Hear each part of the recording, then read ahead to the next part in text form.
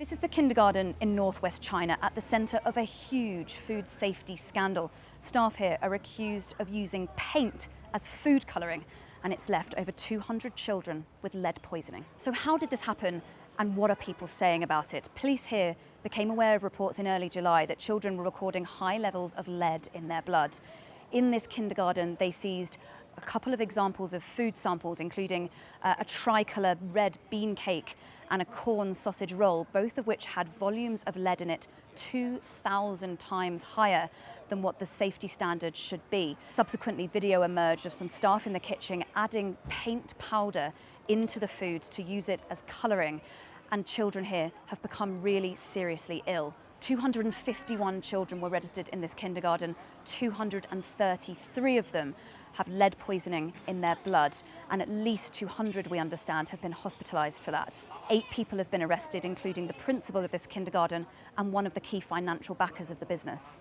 But there's a real sense being here that there are questions about how this has all played out. We've spoken to people here today who knew the principal personally. One woman even worked in this kindergarten, and they expressed extreme surprise that she would have let something like this happen. Others have expressed some suspicion because they say that the tests that children were given at the local hospital here said that they had quite low levels of lead in their blood. Those tests were then retaken at Xi'an Hospital, which is the next major city from here, around 4 hours away.